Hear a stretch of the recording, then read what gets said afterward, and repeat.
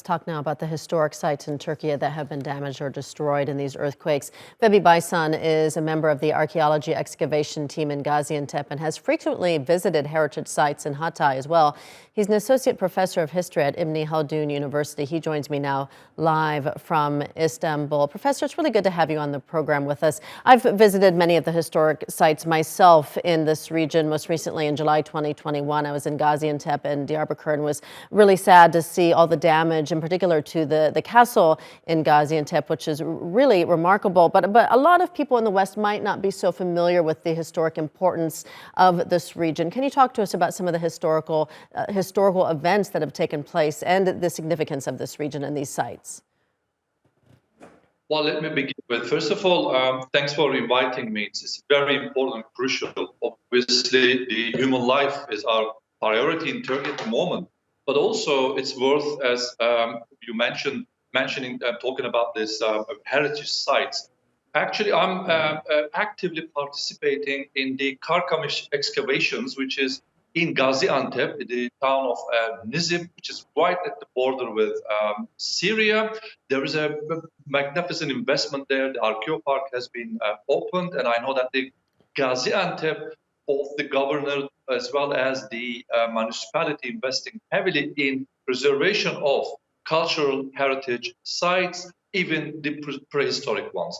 But I think here it's worth mentioning Antakya, or Hatay known commonly, is actually cradle of civilizations. All the three monotheist religions, Judaism, Christianity, and Islam, had representation there. Unfortunately, in this earthquake, some of these heritage sites either got demolished or sustained heavy damages.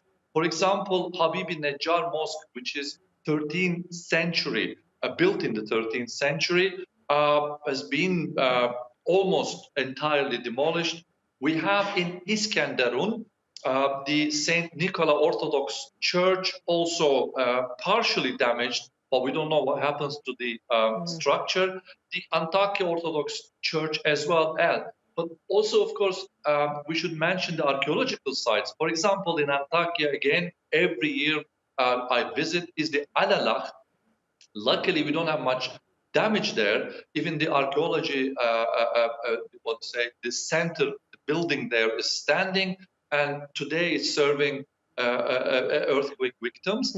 Also, we should mention the Karkamış Archeo Park, it seems, did not sustain that kind of heavy damage in areas, but many of them, no doubt, badly affected. Professor, we don't have too much time left, but I do want to ask, what will it require to rebuild or restore many of these sites, or is it even possible in many cases?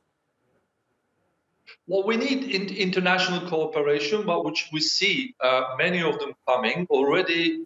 Over the internet, many of the archaeological institutions, departments, they put their effort together to get back and rebuild these heritage sites. But it is absolutely crucial to keep these demolished buildings material, at least to be used as much as it can be, back again in these churches, synagogues, or in the mosques. But we can see that the international effort is there, but obviously it needs to be delivered in Turkey. We are working on it, and we're confident that something will be done.